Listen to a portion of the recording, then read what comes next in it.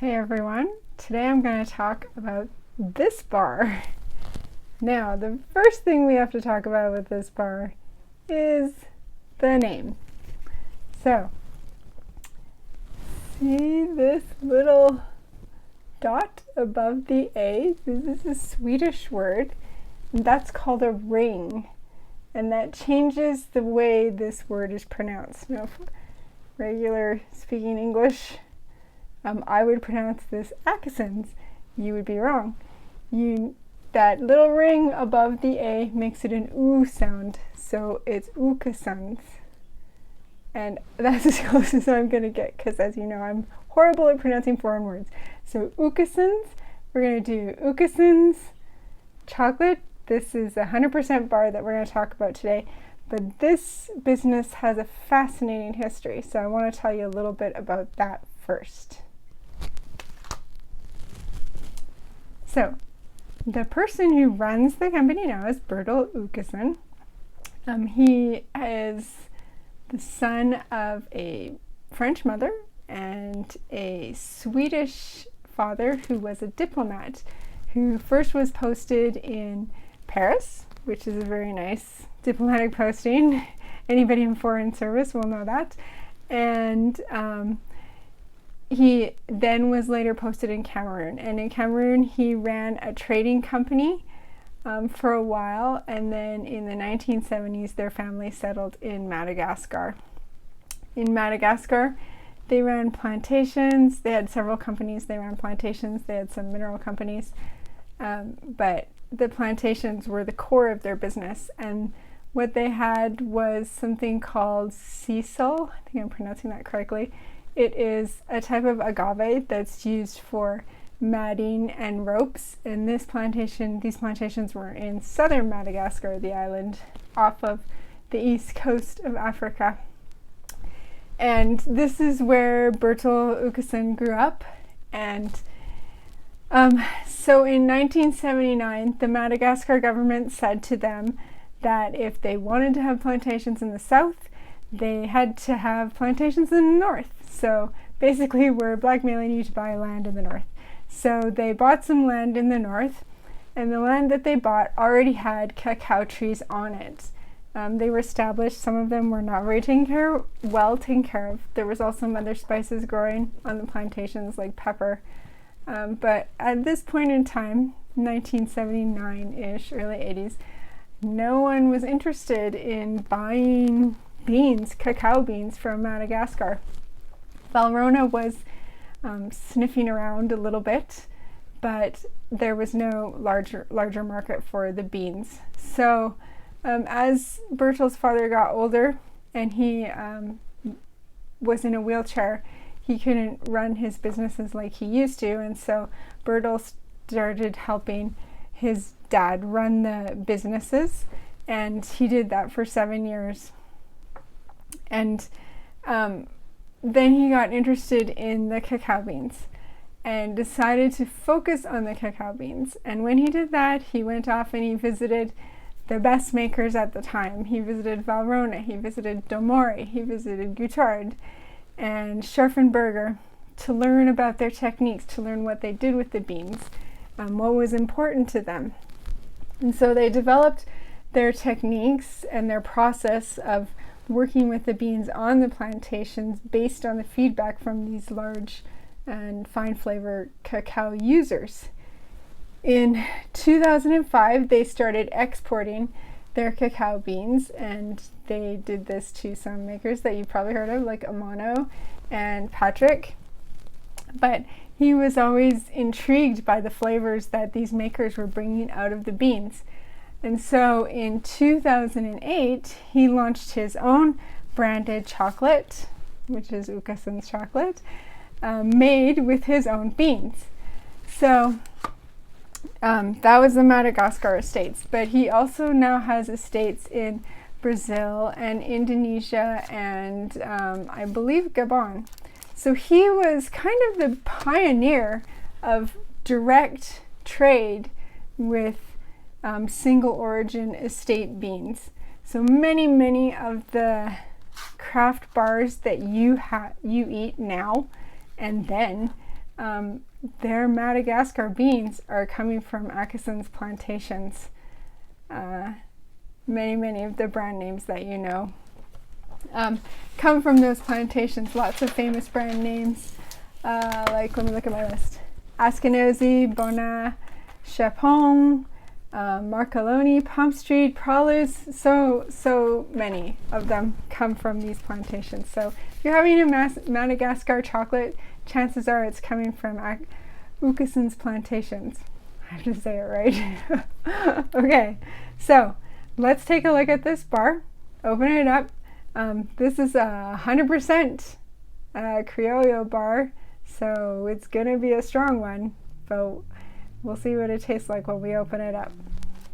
All right, so here's the bar. So we have the ring above the A, so we're not saying Åkesson's, we're saying Åkesson's. Single plantation chocolate, his chocolate, Madagascar. So this estate is in the Sambriano Valley, which is in northwest Madagascar, Bejofo Estate. So this is actually really interesting. The history of this estate. So the Madagascar, well, cocoa beans got to Madagascar basically because when the Europeans developed a taste for cacao and cocoa and drinking chocolate, they needed more. And so they took the cacao from its original place of growth in the Amazon and in southwest Mexico and took it to their colonies, basically. So beans arrived in Madagascar in the 1800s by the French and British colonists. They brought the cacao beans to Madagascar.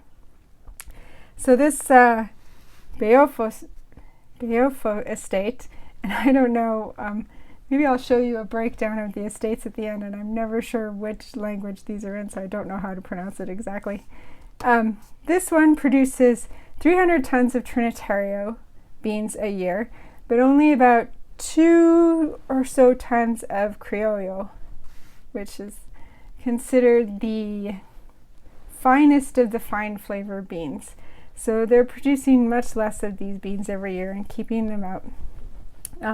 In 2018, these particular beans were granted HCP status, which stands for Heirloom Cacao Preservation Status, which means they have important genetics behind them. On his farms, they use no fertilizers, no chemicals. They use photovoltaics, so basically solar, to power the plantation. It is quite remote, so it's about 300 miles away from the place where they need to take it to port. So it's about a day's drive to get the beans from the plantation to the port. Let's see. Okay, so it says this on the back. So it's located in the Sambriano Valley, northwest Madagascar, 200 hectares. The Sambriano Valley Plantation. Since 1920, they've been growing beans there. Okay. Oh, so basically told you what I said already. Okay, so Madagascar has a unique terroir, very common to Madagascar beans, especially since most of the beans are coming from this estate. You can see 100% organic cocoa, organic cocoa butter, and an emulsifier. It does not say what the emulsifier is, but I would guess it's soy lecithin. Okay. So his bars are actually made in a French factory. The beans are shipped to France and they're made in a French factory. So let's take a look. So the HCP genetic profile says these beans are, genetically speaking, 20% Criollo and 24% Amelanado. Okay, so here's the bar. Oop. So we've got the nice A in the middle with the ring on top. And it's their unique shape, square bar. Now this bar, I'm guessing, is going to have a super snap to it, because even though it's got Added cocoa butter with 100% bean. Oof. Yep, that's got a good snap. So it's got a nice temper, fine grained, nice looking bar. Let's give it a smell. When I check the aroma of a bar, what I do is I gently rub it with my thumb a little bit just to warm up the cocoa butter. Cocoa butter's melting point is very close to human body temperature, so you warm it up a little bit, create a cup and put it up to your nose and take a good long sniff. Now when I smell this, I get some tart fruit, maybe sour cherry, tiny bit of lemon, some roasted cocoa notes. Okay, yep, there we go. Okay, so let's take a bite and see what we can taste. Okay, so when I taste this bar, right away you get the typical fresh, tart, citrus, red fruit, sour cherry flavor that is typical of Madagascar beans. Mild cocoa flavor. It doesn't taste like a dark roast, it's just strong because it's 100%.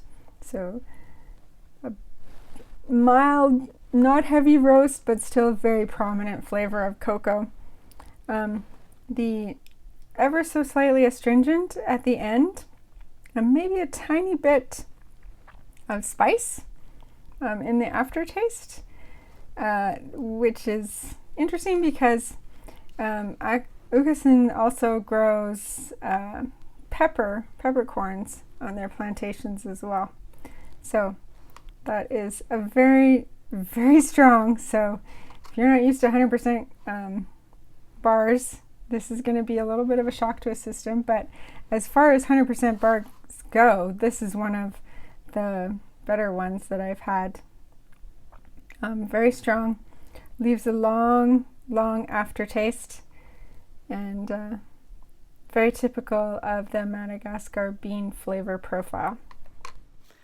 Okay, so I just wanted to, I mentioned how the beans had gotten to Madagascar through the colonization by Brits and French, but the more recent information on the plantation in Madagascar is actually kind of interesting as well. The Sambriano plantation was originally one big plantation in the valley in northwestern Madagascar. It was then divided into three. You have the Miote plantation, which is run by a Madagascar businessman. You have the Senia plantation, which was nationalized, so basically government owned. And then you have the Åkesson's plantations, which was then divided into 4 other plantations. I don't know why that was divided up again. I know there was some family drama I read about that happened around 2008, 2010-ish, where there was some disinheritance, and he only managed to regain control of the land, of the property, in 2011. The Åkesson plantation was divided into 4. You may have seen beans from the Amboli Kapiki plantation. I know that I've seen those that name on his bars. Then you have the Manavava plantation and the Madirafolo plantation, and the one that we had today was the Bejofo. I have no idea if I'm saying any of those correctly because I don't know what language those are in.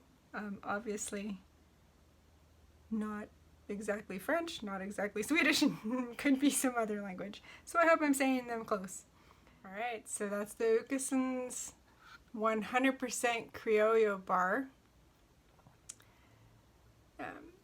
Very influential in the craft chocolate business, obviously for his beans, and also now for his bars. I also have randomly have another bar from him from his Brazilian estate, a dark milk, which has won some awards in the past. So he's got a little bit of a range to his single origin bars. That these beans also go to a factory that's made in France. He and his family now live in London. They moved there after the birth of their daughter, so it really is a worldwide company. So that's the Åkesson's bar. Next time we will do another influential bar, probably a European bar. And if you like getting information about chocolate every week, subscribe and you'll get a new chocolate bar every Thursday. Thanks.